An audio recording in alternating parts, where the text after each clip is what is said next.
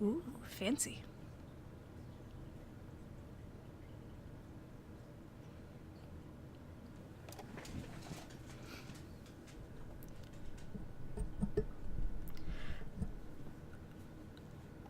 I still think that's an awesome name.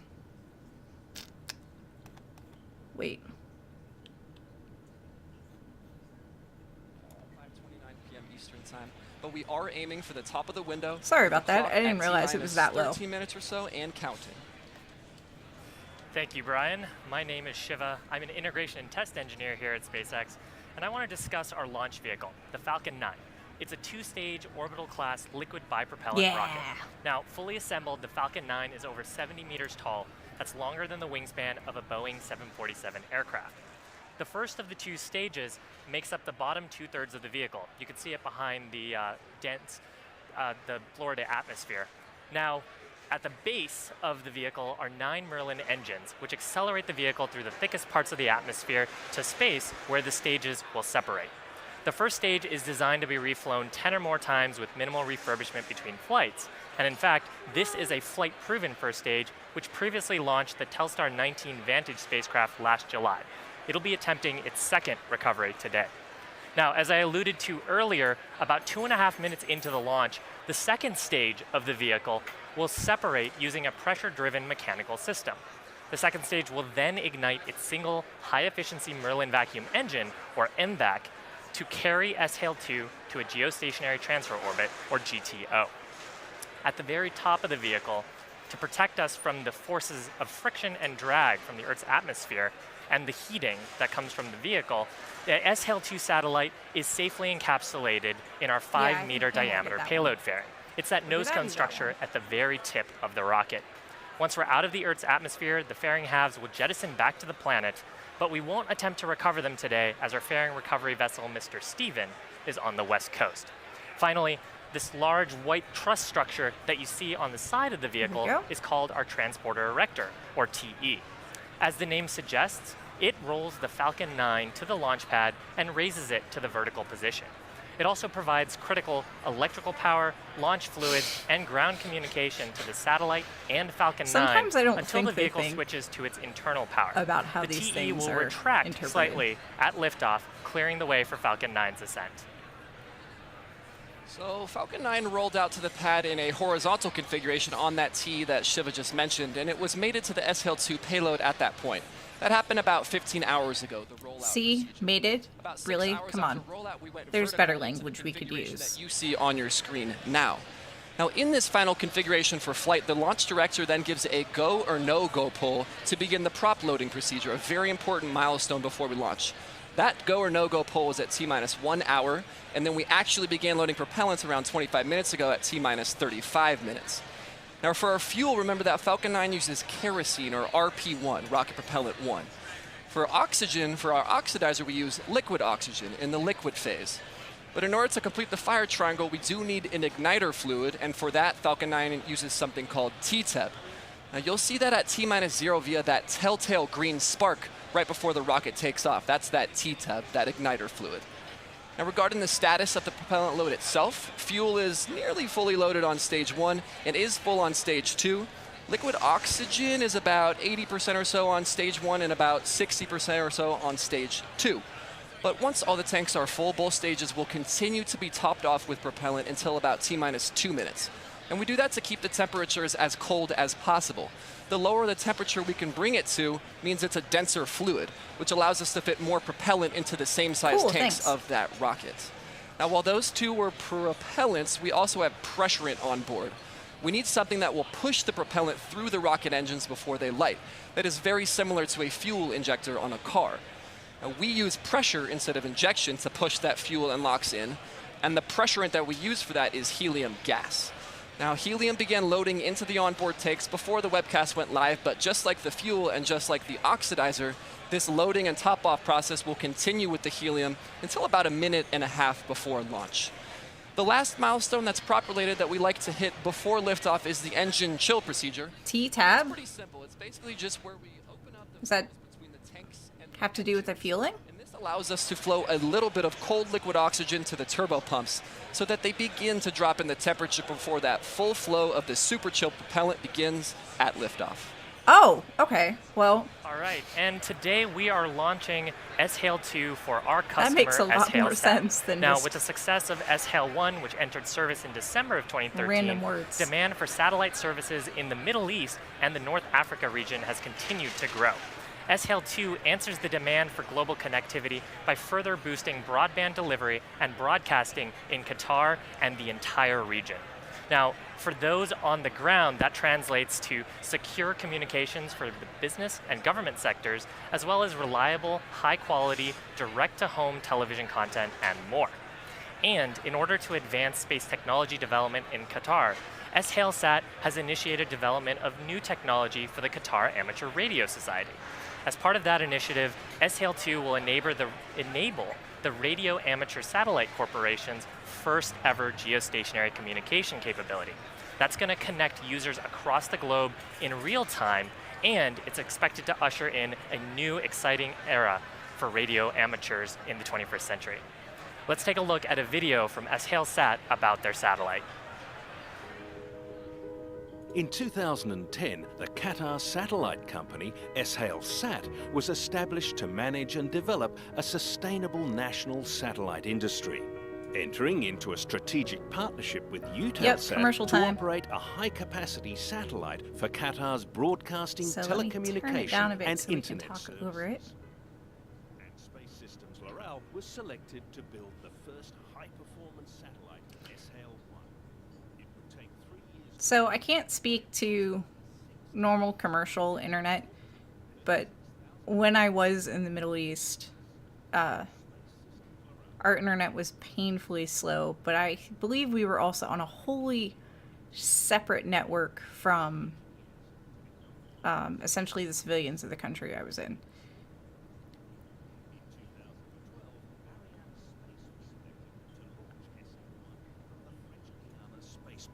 I'm pretty hyped about the amateur radio connectivity, because that's super cool. Usually it's the amateur. There's different levels of amateur radio, and it's the ones that use.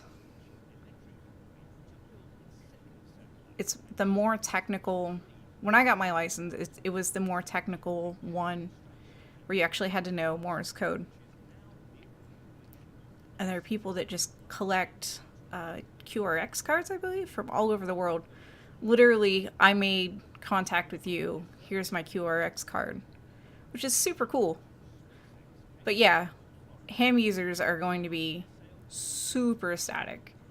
And covering, connecting Brazil to Thailand, like, that is no joke. That's huge, huge.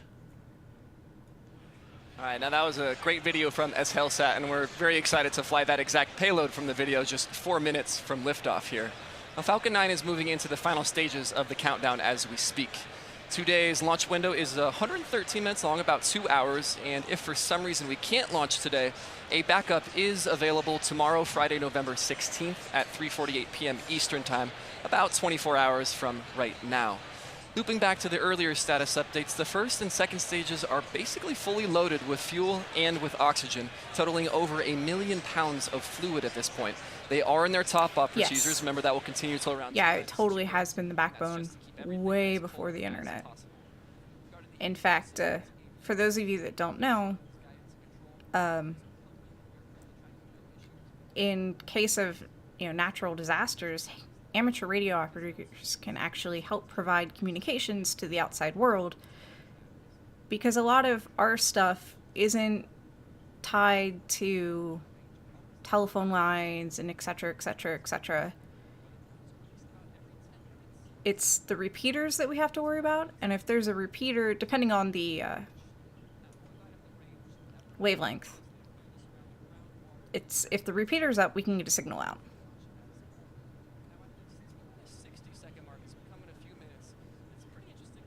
And different bands allow for further travel. So even if a repeater is out, you can switch to a different set of bands and be able to get the signal out further.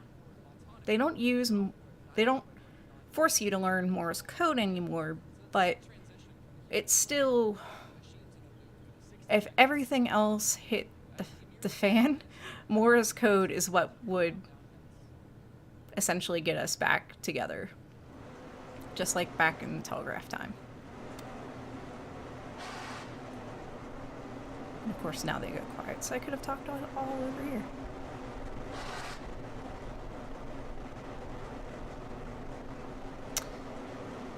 Yeah, and when I first got my amateur radio license, there was...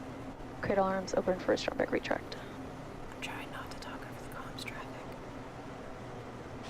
There was totally a thing that involved computers and sending signals out that way, and I was interested in it, but never got into it because my class of license, I don't think, covered that. The wavelengths they used. Pogo bleed verification. Stage 1 locks close out.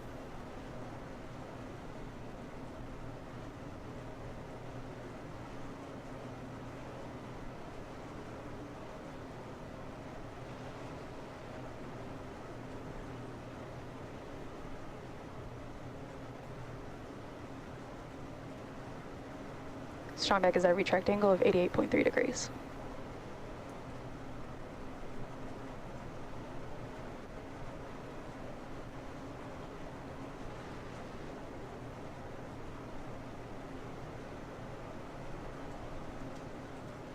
Yeah. The class of license essentially governs what frequencies or wavelengths that you're allowed to be on. You need different equipment for each set of frequencies, simply just because that's how radio waves are. Stage 2 locks low complete. Hey! Drop bear antics! Falcon 9's on Well, internal power. I'm very pleased that I am one of the 3 Twitch streams that you're watching the launch on.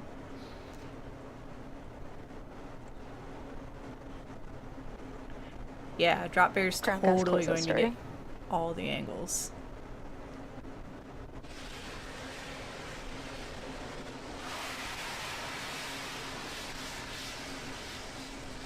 Hey, Baryonic Man!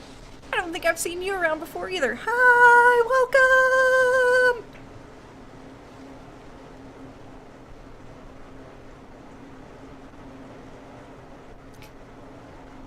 Hey, Disillusioned. No, this is not going to the ISS. This is putting a communication satellite, essentially, Ground gas closeout is in complete. Falcon 9's in startup. geostationary. It's going to be in GTO. Yes, geostationary transfer orbit. Thank you, DPI. I was Stage 2 close. press per flight.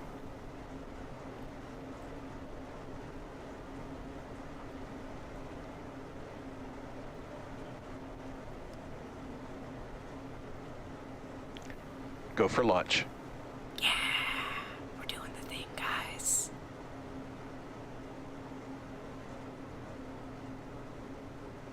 The ISS resupply missions are supposed to be later this week. Stage 1 coming up to startup pressures. No, it's 15 seconds. Falcon 9's configured for flight. 10, 9, 8, 7, 6, 5, 4, 3, 2, 1, 0. Ignition. Liftoff.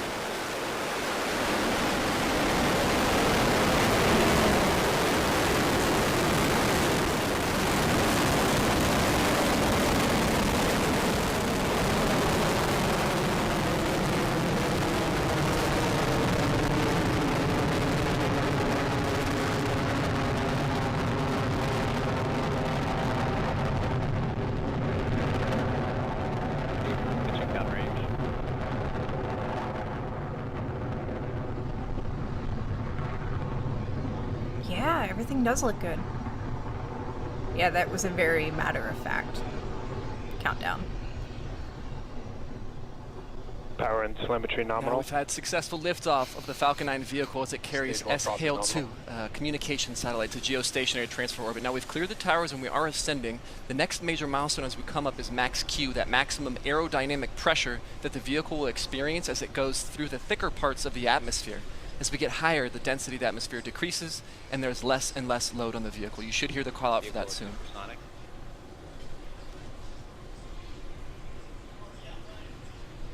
Hey, there's no shame in being here just for the landing.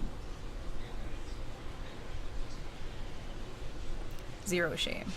Vehicle has passed through maximum aerodynamic pressure. And Drop Bear, I think I've streamed more launches than I've ever seen. And we've had max Q, so again, decreasing pressure on the vehicle as we continue to ascend through the thinner parts of the upper atmosphere. Now we're coming up on a sequence here Back where a engine few chill. events will happen in very short succession. Those events are MECO, stage separation, and then SES-1. Those stand for MECO, main engine cutoff, stage separation, and then SES, which is second engine start number 1, the first of the 2 planned burns today.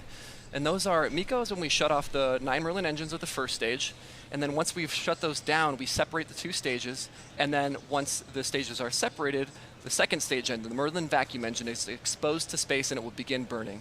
That will happen over the span of about 10 seconds, starting about 20 seconds or so from now. Again, main engine cutoff, stage separation, second engine start. Look at that view. And that is a beautiful exhaust plume. It really is.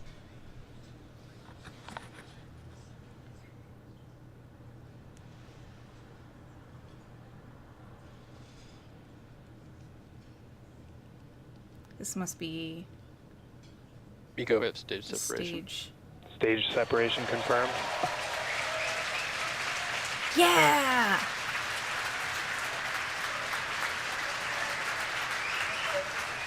And back ignition. And we have had second engine start as the orange glow appears to brighten up the Merlin vacuum engine in the center of your screen. Again, transitioning the responsibilities from the first stage to the second stage. We'll follow both of those vehicles in parallel as we continue this webcast, but for now, the next major milestone is on the second stage, and that is when we deploy the fairings that encapsulate the payload. So S-HALE 2 is protected from the aerodynamics of ascent by that fairing. Once we're out in space, the air is not thick, we do not need it anymore, so we drop it to reduce our total mass. That fairing deployment will occur about 10 seconds from now. I am a bit bummed that they're not landing the second stage. But I think they have another launch like next week. Bearing separation confirmed. Yeah! And with the fairings deployment that you saw on your screen, we now have S-HALE 2 exposed to that beautiful vacuum of space. Now, second stage is going to go quiet here for a few minutes. Remember, you can see the orange on your screen. MVAC is still burning, and this is the first of the 2 planned burns for second stage. This burn will be multi-minute, and we'll return to it in a bit. We'll shift our focuses back to the left of your screen now, where the secondary mission, the landing of that first stage, is targeting the drone ship, Of Course I Still Love You, in the Atlantic Ocean. Now, just like second stage, that first stage is going to conduct 2 burns in its lifetime, and those 2 burns, we've already seen the first one, or I'm sorry, we are about to see the first one in re-entry, and then we will see the landing burn.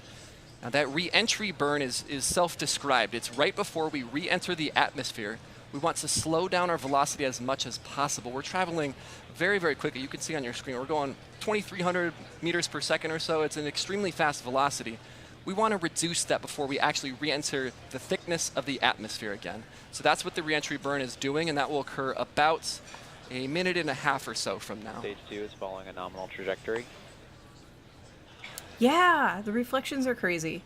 Yeah, I don't think there's enough time to get the ship over to the East Coast to do this, and then back to the West Coast to catch the bits. So I think this was just essentially a calculated loss. Which is unfortunate, because it would be cool to watch all those getting caught, but such is life.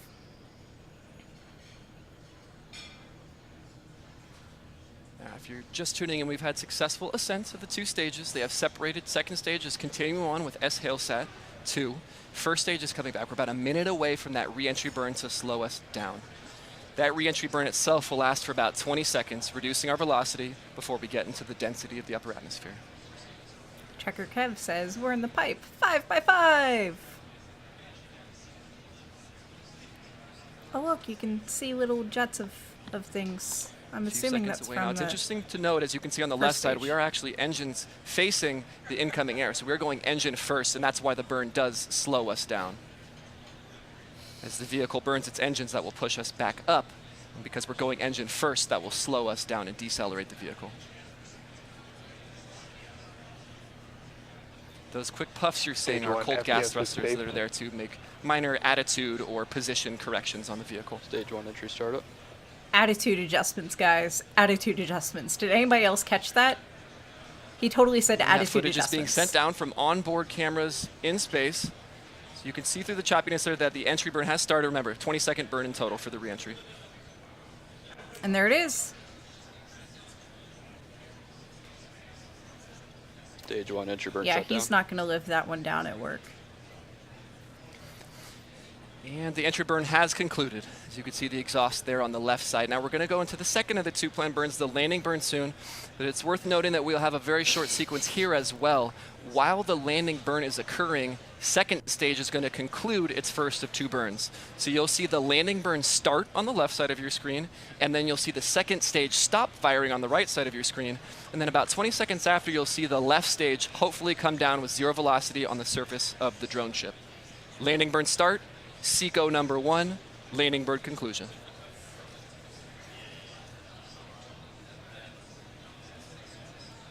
DPI had said quite a few people could do with some cold gas thrusters, no attitude adjustment. And we're about 30 seconds out again. Landing burn, the stage SECO one is 1, and then transonic. landing conclusion. I That guess feed is that's- intermittent. If it does come back, it Stage will two show is up and internal pip on guidance. screen. I guess that's in response to Paranor's comment about how he has a hot gas thruster.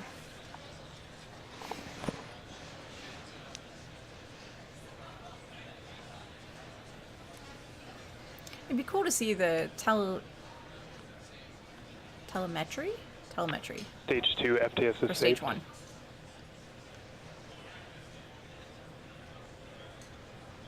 Landing burn startup.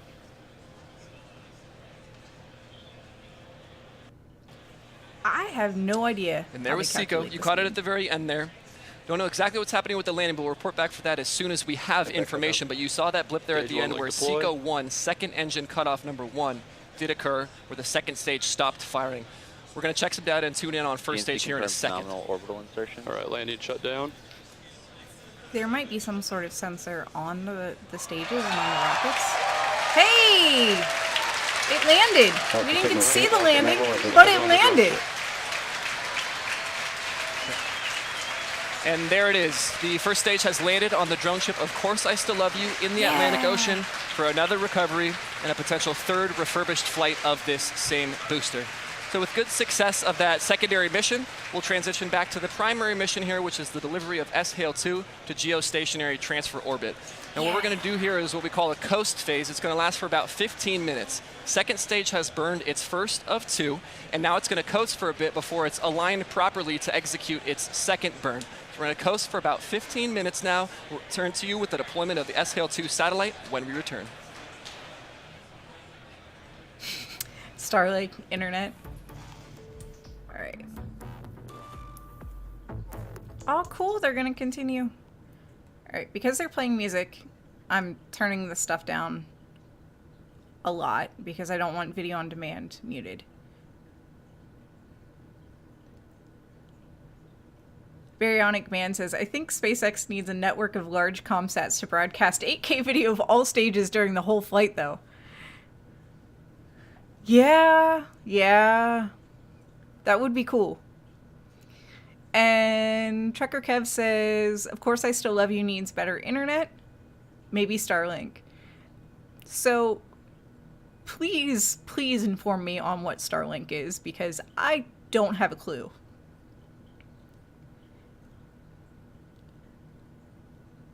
Apparently it's a satellite. I get that much.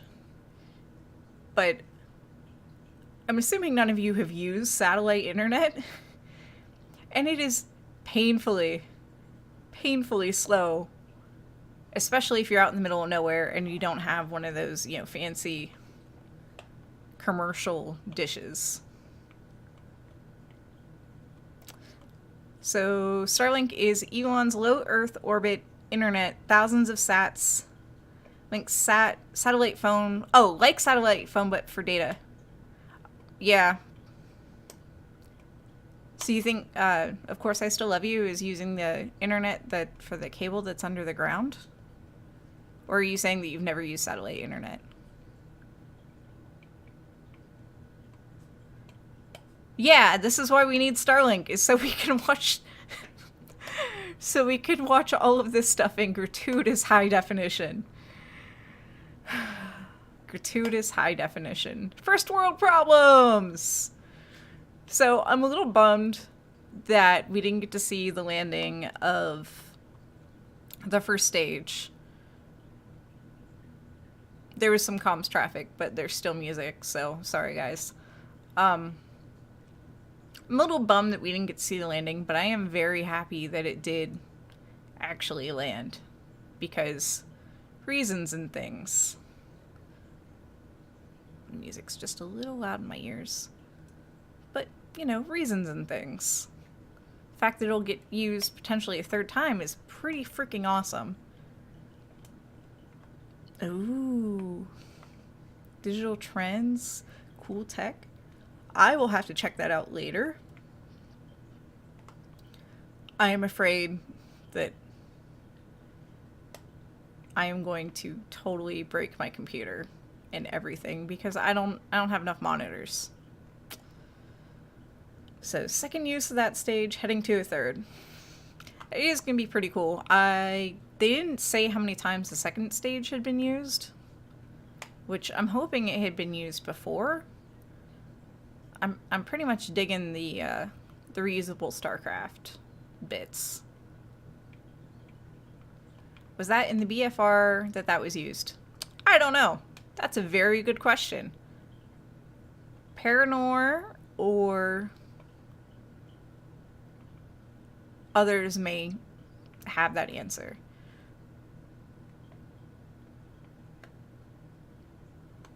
Yeah, thanks for the answer. No, that is only a Falcon 9.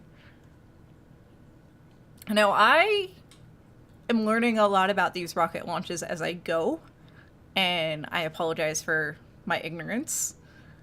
I mean, I think they're cool, and I know enough to get myself in trouble. But there are definitely people who are out in the world that are very, very enthusiastic about that and know all the things. So, I am counting on those very enthusiastic human beings that know all the things. So I can learn some things and be enthusiastic that knows some of the things. DPI says, I'm curious about the baby BFR SpaceX wants to build to test.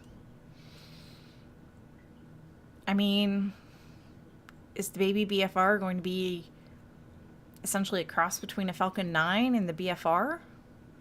Is it? But then they're talking about putting a mini BFR on top of a Falcon 9.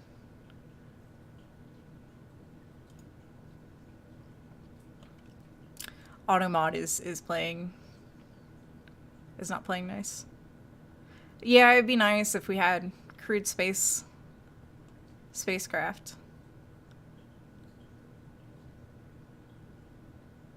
You're planning to build a BFR-shaped second stage to fit on an F9 to test the ballistic reentry. Cool. Hi, Susie! Yeah! You missed the launch and the landing. Good thing is, everything looks okay, or nominal in their terms. And the landing was nailed, but they didn't quite get the broadcast of it. They just showed it to us after it landed. Hey, Tanner! You missed launch with us, Tanner.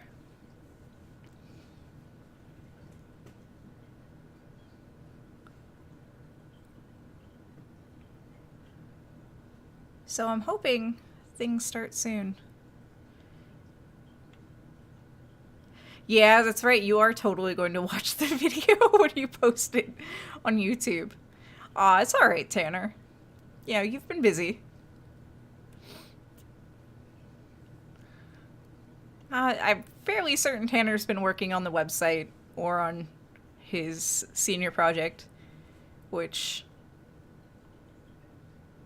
you know, is important because we want Tanner to graduate and go on and do good things. Yeah, how's your surgery recovery going?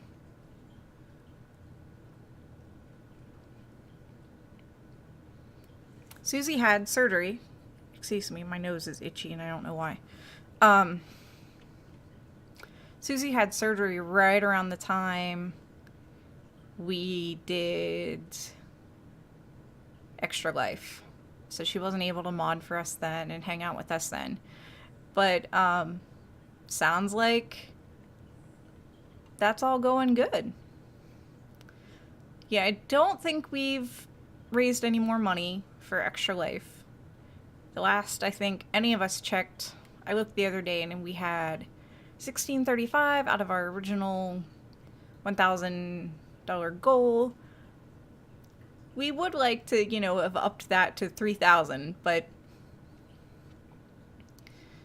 you know, we overshot our first goal and I'm happy with that. Next year, I think 2,000 is a reasonable goal for us. So that's what we're going to shoot for next year. I know we have our Hangout-a-thon next month, right before Christmas.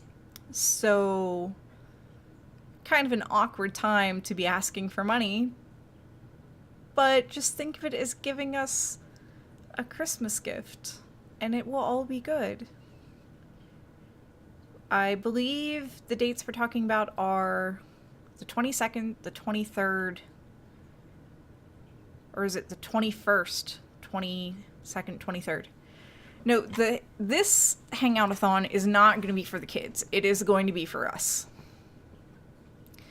And it's going to be funding to keep, you know, the servers on and maybe upgrade some equipment for some people and salary. Yeah, our CAN grant from NASA is ending. We've moved to a new institution. There's been a lot that's been going on. We've moved to a new institution. Our CAN grant is ending, which means for some of us, and I can only speak for myself, the CAN grant ending means that some of us aren't going to have income that we can count on after the first of the year. So I'm going to continue streaming because I enjoy it. But unlike all the streaming I've done this year where I get paid to do it, I'm not going to get paid directly to stream, which is unfortunate. But, you know, we needed to move institutions for reasons I'm not going to get into. Just know that this should be a much better place for us, a much better home, and we're all very excited about the move. Yeah. Yeah, it sucks losing grants, and I had thought about creating a YouTube video on why, you know, education grants are important. And my number one... Thanks, Bernard. My number one reason for that is jobs. These grants pay for people to work. DPI. I actually work... I have a layer of insulation between me and CosmoQuest. Or there's a layer between me and CosmoQuest directly. I technically work at Youngstown State University, but those that are employed directly by CosmoQuest will all, you know, be colleagues of Dr. Matt, which will be cool. Everybody being under the same umbrella for the most part is awesome. I'm at Youngstown because of reasons. It's where I live. It's where I graduated. It's where I worked as a student. So it's just easier to keep me where I am and have the university do all of the paperwork than it is to, hire me directly. So, So almost all my cool toys are at campus. Except for my microphone. My microphone has generously been paid from viewers like you, and I'm going to move it, and I'm sorry if it makes noise. But look at this thing. I just wanted to get it on camera. Look at this thing. It's gorgeous. And now I feel like I'm way too loud because I'm closer to it. But yeah, this microphone was paid for by the grant. Everything else for my setup has been paid out of pocket. But this microphone is paid out of the grant, and I'm very grateful for that because the entire microphone setup, through educational discounts, it came out to under $200, but it is a big boy. For the arm, for the microphone, for the stabilizer. Let's see if I can put it back to where it was before. Stabilizer, the pop filter, it was all about $200. And this is the only thing of my setup that I don't own. So, yeah. Grant money pays for equipment that allows me to do better things. Grant money pays for my salary, which, helped me buy, although some of it was piecemeal, it helped me buy a better webcam and lights and soft boxes for my lights. And there's a stand that's holding up a green screen behind me. And yeah. So yeah. Having the grant is cool. My equipment at... Yeah, I'm not sure how much total I've spent on equipment, but the microphone would have been a lot to drop all at once. Everything else was kind of bought piecemeal. I have a $200 mouse at work that was purchased through grant money. My computer at work is awesome, and that was purchased with grant money. So yeah. Grants are important. Grants pay for stuff, which help us work better and create stuff.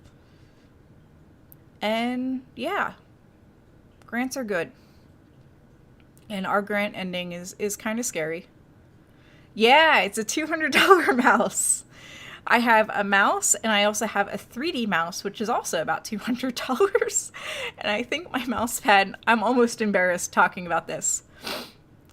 And I think my mouse pad was at least $50. So I have a SpaceX 3D mouse at work that I use when I do 3D modeling, which hasn't been a whole lot of. And my mouse is actually like a CAD mouse, and the mouse pad it comes with is... the mouse pad that comes with it, or that's matched for it, is to work well with the CAD mouse. Alright, bye! Thanks for stopping in, Tanner! I'm sure Tanner's equipment's expensive too. I heard something on comms traffic.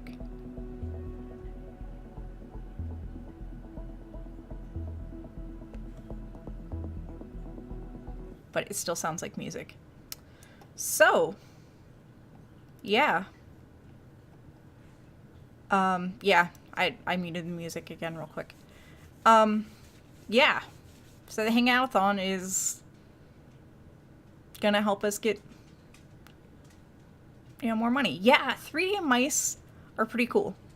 So, like your regular mouse or a trackball, which is what I use at home, you have X and Y, right? On a 3D mouse, you can actually lift up. There it is. You're just joining us, we've had a successful mission so far. The second stage is in a low Earth orbit, and we're just moments away from secondary engine start to take the SHALE-2 satellite up to its final geostationary transfer orbit. That's coming up in about 40 seconds. So let's watch for SES-2.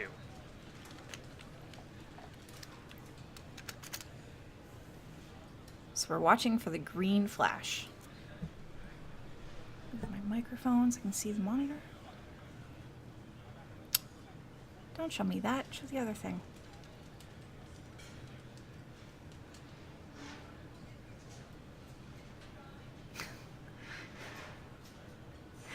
.3D mouse you can actually lift up on the puck.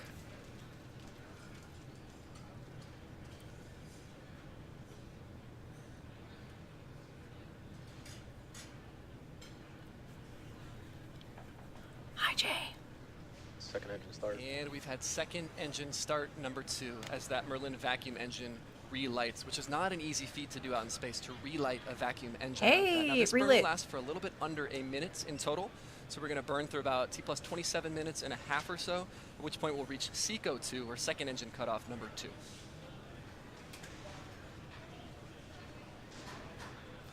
That is really, really hot. Hi, Jay! Thanks for joining us! You missed the launch and the landing, but nothing blew up. Yeah, it is lit AF. Favorite human is not here to make fun of me for that. Green lit AF. And that cut off. And second stage has concluded its second and final burn for that second stage as it delivers SHALE-2 to geostationary transfer orbit. Now what's going to happen here is we're going to coast for another 4 or 5 minutes or so, just like we coasted between first and second. We're going to coast between now and the actual deployment of the payload in its correct trajectory. So we're in a good orbit for now. Stage 2 and SHALE-2 are still mated. We're going to coast for about 4 minutes here, and then we'll deploy the satellite. Those flames are still pretty cool, drop bear. Alright. Oh no, no, no, no, no. Bad music. Bad. So now I have to entertain you on my own for 4 or 5 minutes. So yeah, a 3D mouse is... adjust this on my end. 3D mouse, when you're working in a 3D space, it allows you to kind of turn the model over and twist it around and do other things that are super awkward that you can do with a mouse and keyboard, but are super awkward. So instead of having a hand on the mouse and a hand on the keyboard while you're working, you kind of end up having... Yeah, I know, you guys want Cheerios. It's really dark, otherwise I'd turn on the doggy cam. Just know that I'm tossing Cheerios. And they're very happy. I don't know, I've never played Fortnite. I don't think I could use a 3D... 3D mice don't play well with most games. Although, like, I would love to have one for, I don't know, Subnautica. That seems like a good place to have a 3D mouse. But they don't work all that well with games. So, which is a little unfortunate. Actually, I forgot. I have a tiny 3D mouse here. So this is a 3D mouse. I almost forgot about this thing. Shows you how much I use it. So this one isn't very fancy. It doesn't look like much either. But this thing on top is the puck. So I can lift it, I can push down, you know, pretty much any direction, and I can twist it a little bit. So yeah, that's a 3D mouse, which I totally forgot I had, and I probably need to charge it as well as dust it. But when I do 3D modeling, it's handy.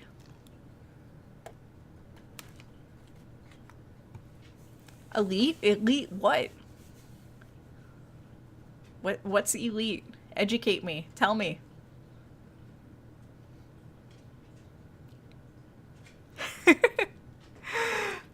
The puck was the small dash hound, or am I mixing them up again? I don't know. Hold on. I'll show you. Hey, puck, come here.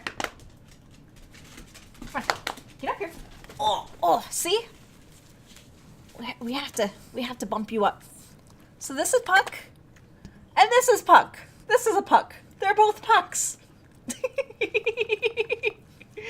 No, don't. You're gonna lick off all my makeup. Oh, flight and fight and trade. And explore in open sand. Ooh, oh.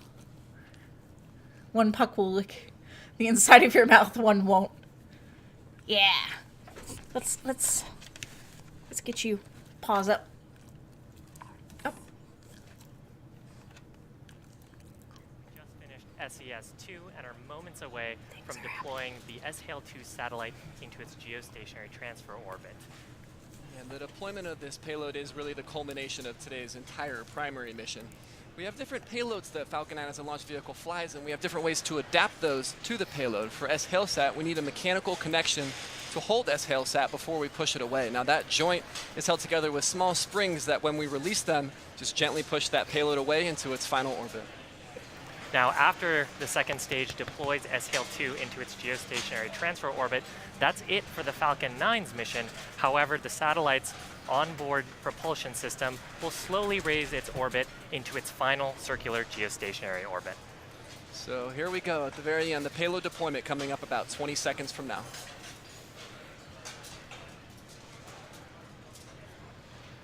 Puck's a good dog.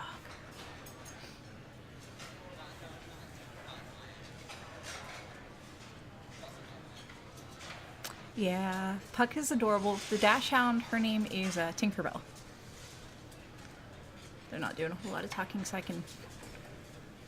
There it goes! Look! Spacecraft separation confirmed. And there it is, a beautiful sight as SHALE-2 floats away again Alpha to provide signal to Bone, as communications expected. from geostationary orbits. Today was a wonderful day. We'd like to extend a great thanks Are to you our barking customer, because you're SHALE-SAT, excited for about, entrusting the us with today's separation? mission. Is that why you're And barking? surprisingly, The dogs were SpaceX's barking. first mission ever to be attempted in the entire month of November for the Yeah. entire history of the company. Really exciting. So great day for us, great day for SHALE-SAT. We'd also like to extend our thanks to the manufacturer of today's satellite, the Mitsubishi Electric Company, as well as the 45th Space Wing for their range safety, and as always, the FAA for their licensing of today's launch. Now, we also want to thank all of you, our viewers, for joining us. If you're excited by today's launch and want to join our mission to make life multiplanetary, please visit spacex.com/careers for a list of our current job postings. Please also follow us on our social media accounts for the latest on our upcoming missions and milestones. And with that, we're going to be signing off from Hawthorne and wish you all a wonderful rest of the day. Acquisition of signal, Mauritius.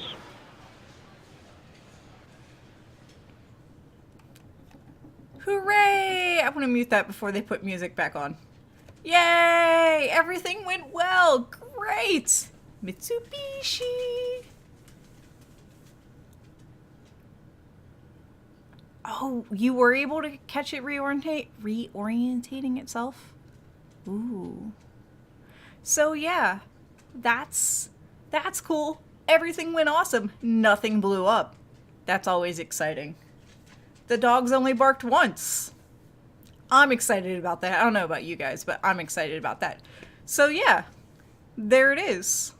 That would, DPI, if you manage to visit JAXA, I know they won't let you take pictures, but you at least have to take a picture outside the building with the sign. That's all I ask for. Yeah, now we have more space junk orbiting the Earth. Maybe some of it will, kind of fall out of orbit and get burned up.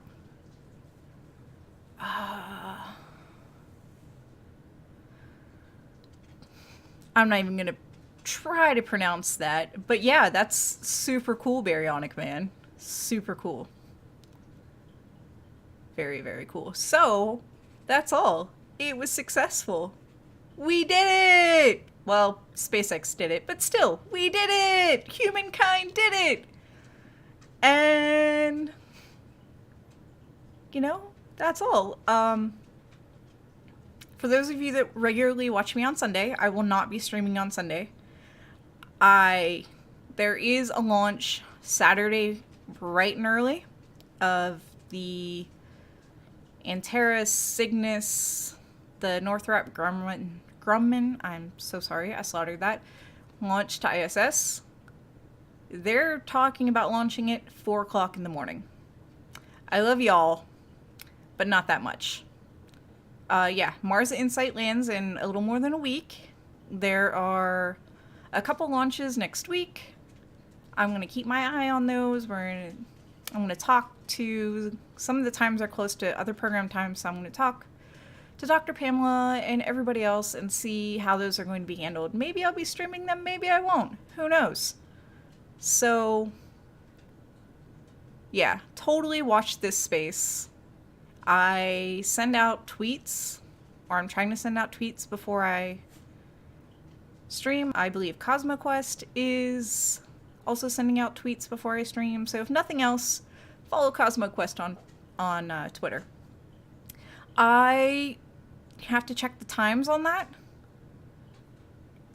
The greatest I'm sorry. The best way to look at it, if it's Eastern time and a reasonable time of day, I will probably stream it, but I also have to be aware of the other programs that go on this channel, and I don't want to interfere with those. So yeah, sorry Drop Bear, I'm sure you had this beautiful symbol thing, but it was too much. So yeah, 1:32 EST, that is right after the daily space update. So Pamela may just want to run over that, or we might swap over. I'm not sure. That's why I need to talk to her. So, yeah, that's what's on tap for next week. There's several launches. Hopefully, we'll stream at least a few of them.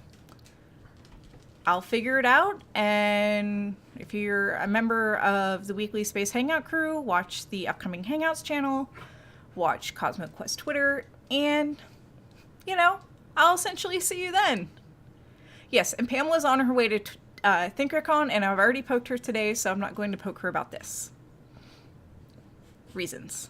Alright, so yeah, thanks for tuning in, thanks for chatting with me, this was fun, and I will see you all next time. Bye!